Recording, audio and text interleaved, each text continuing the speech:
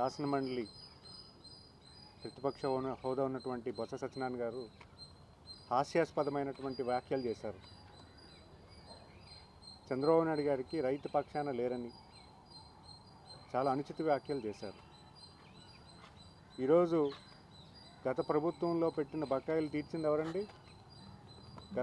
గత ప్రభుత్వంలో రైతుల బకాయిలు తీర్చాల్సిన అవసరం గత ప్రభుత్వంకి లేదండి. డిసెంబర్లో 2022 డిసెంబర్లో తీసుకున్నటువంటి ప్యాడీకి 23లో తీసుకున్నటువంటి ప్యాడీకి జూన్ జూలైలో ప్రభుత్వం ఏర్పడిన తర్వాత పేమెంట్ ఇవ్వడం జరిగింది. అయితే అవి రైతుల పేమెంట్లు కాదా? దాన్ని ఇచ్చింది ఎవరు? ఈరోజు ఈ సంవత్సరం 48 అవర్స్లో పేమెంట్ రైతులకి ఇచ్చేలాగా వెంటనే చర్యలు తీసుకొని చాలామంది రైతులు ఈరోజు ఆనందంగా సంక్రాంతి సెలబ్రేట్ చేసుకున్నారు. దానికి కారణం వాళ్ళ తాలూకా పేమెంట్ 48 గంటల లోపల ఇస్తామని చెప్పాము. చాలామంది రైతులకి వితిన్ ఫ్యూ అవర్స్లోనే పేమెంట్ ఇవ్వడం జరిగింది. ఈరోజు రైతుల పట్ల రైతులతో అభ్యున్నత పట్ల ఈ ప్రభుత్వం పనిచేయడానికి పూర్తి స్థాయిలో కసరత్తు చేస్తుంది. గతంలో కూడా చేశాము.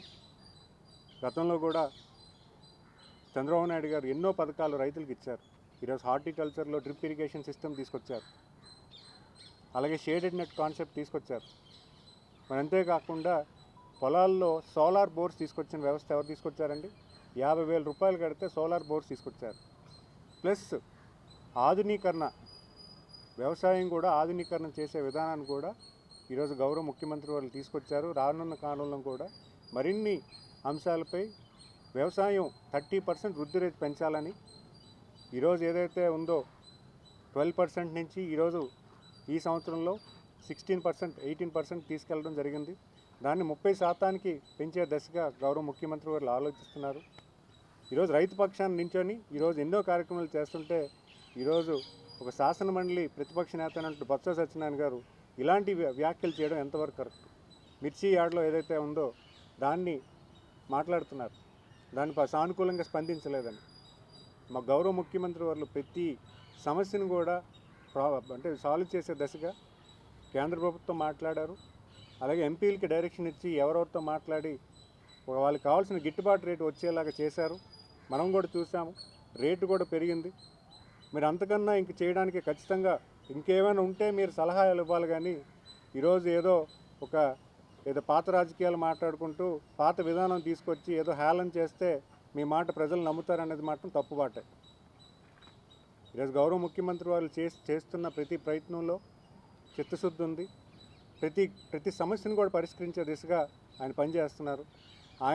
ఆయనతో పాటు ఎంపీలని, మినిస్టర్స్ని, ఎమ్మెల్యేలని ప్రతి ఒక్కరిని కూడా గ్రీవెన్స్లో కూర్చోబెట్టి ప్రతి సమస్యను కూడా అడ్రస్ చేయమని మా అందరికీ గైడెన్స్ ఇవ్వడం జరుగుతుంది. మరి ఇలాంటి నాయకత్వం, ఇలాంటి ప్రభుత్వాన్ని విమర్శించే అర్హత మీకు లేదని తెలియజేసుకుంటున్నాను. ఎందుకంటే మీరు ఒక ప్రతిపక్ష హోదాలో ఉండి ప్రభుత్వాన్ని ఏదైనా సలహా ఇవ్వండి, మేము స్వాగతిస్తాం. ఏదైనా మంచి సలహా ఇవ్వండి. ఏదో విమర్శ చేయాలని ఏదో ఉన్నాం కదా విమర్శ చేసేద్దాం అని మాట్లాడడం తగు కాదని తెలియజేసుకుంటూ రేపు రానున్న కాలంలో ఒక స్నేహపూర్వకమైనటువంటి వాతావరణం మీరు తీసుకెళ్ళాలి. ఖచ్చితంగా ఏమైనా సూచనలు, సలహాలు ఉంటే ప్రభుత్వానికి అందచేయండి. రాజకీయ మార్పుకి నాంది పలకండి.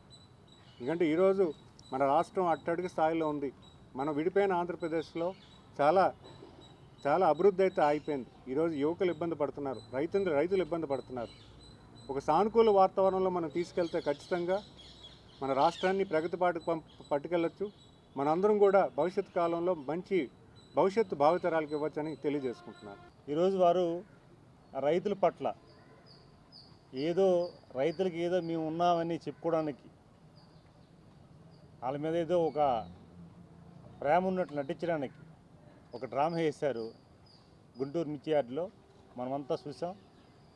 ఈరోజు అది తప్పుని కప్పించుకోవడానికి మళ్ళీ సెకండ్ క్యాడర్ లీడర్ కూడా మాజీ మంత్రి బొత్స సత్యనారాయణ, అంబటి రాంబాబు ఇలాంటి ప్రముఖులందరూ కూడా మాట్లాడుతున్న తీరుని చూస్తే ఈ రాష్ట్రంలో ప్రజాస్వామ్యం పట్ల కానీ చట్టం పట్ల కానీ అసలు అవగాహన ఉందా? ఇన్నేళ్ళు సీనియర్స్గా పనిచేసిన వాళ్ళకి ఈ ప్రజానీకాన్ని ఏ రకంగా పక్కదో పట్టించడానికి మాట్లాడుతున్న అర్థం కాని పరిస్థితిలో వీళ్ళు ఉన్నారనేది స్పష్టమవుతుంది. అసలు మీ నాయకుడికి 5 ఏళ్ళు ముఖ్యమంత్రిగా పనిచేశారు. 5 ఏళ్ళు ముఖ్యమంత్రి పనిచేసిన వ్యక్తికి ఎలక్షన్ కోడ్ ఉంది, ఎలక్షన్ కమిషన్ విధించిన నిబంధనలు ఉన్నాయి. అసలు ప్రభుత్వం అనుమతి లేకుండా, ఎలక్షన్ కమిషన్ అనుమతి లేకుండా మనం ఎలాగెళ్ళాలని కూడా మినిమం అవగాహన లేకుండా మీ నాయకుడు వెళ్ళి రాధను సృష్టిస్తే దానికి వత్తాసు మీరు పలకడం అనేది విడ్డూరంగా ఉంది. నిన్న ఏదో బొత్స సత్యనారాయణ గారు మాట్లాడుతూ ముఖ్యమంత్రి గారు ప్రమాణ స్వీకారానికి వచ్చి మిర్చి రైతుల కోసం మాట్లాడి ఢిల్లీ అని చెప్పి ఆయన చెప్తున్నాడు. ఆయన ఒక ప్రమాణ స్వీకారానికి వచ్చాడా, లేకపోతే వ్యక్తిగత పనుల మీదకి వచ్చాడా? ఏ రోజు దేశం కానీ విదేశాలు వెళ్ళేటప్పుడు కానీ ఎప్పుడైనా సరే ప్రజల ముఖ్యం, ప్రజల కోసం ఆలోచించే ఫస్ట్ ప్రయారిటీ ప్రజలకు ఇచ్చే మనిషి అయినా. మీరు కూడా ఇంకా ఏదో మేము ప్రభుత్వంలో ఉన్న ఫీలింగ్లో ఉండే ఆలోచన ఉన్నట్టు కనిపిస్తుంది. నాకు పోలీసు భద్రత లేదు, లేకపోతే నాకు సౌకర్యాలు లేవు, ఇవన్నీ మాట్లాడుతుంటే మీరు ఇంకా ఎక్కడో కళ్ళల్లో కంటున్నారు. ఇంకా బొత్స సత్యనారాయణ గారు మనను మ్యూజికల్ ప్రోగ్రాం ఏర్పాటు చేసి ముఖ్యమంత్రికి వెళ్ళారని చెప్పేసి ఆయన కామెంట్ చేశాడు. మానవత్వంతో మాట్లాడాలి. ఈరోజు తలసామి బాధితుల కోసం యావత్తు దేశంలోనే ప్రశంసలు వస్తున్నాయి ఆ కార్యక్రమం మీద. ఒక ఎన్టీఆర్ ట్రస్ట్ ఆధ్వర్యంలో ఈరోజు కార్యక్రమాన్ని పెట్టి ఆ నిధులు తీసుకొచ్చి ఎవరైతే స్వచ్ఛందంగా ఈరోజు ముఖ్యమంత్రి వాదా ఉన్నప్పుడు కూడా వారు కూడా టికెట్ తీసుకుని వచ్చారు. టూరిస్ట్ లాగా తిరుగుతున్నాడు బెంగళూరుకి, అమరావతికి. ఏ రోజు ఏ సందర్భాల్లో ఎక్కడున్నాడు? అసలు ఈరోజు వచ్చి సడన్గా వచ్చి రైతుల మీద ఎందుకు అంత ప్రేమ? ఇవన్నీ కూడా దృష్టిలో పెట్టుకొని తెలుసుకోమని చెప్తూ. For more videos like this, subscribe Big TV channel.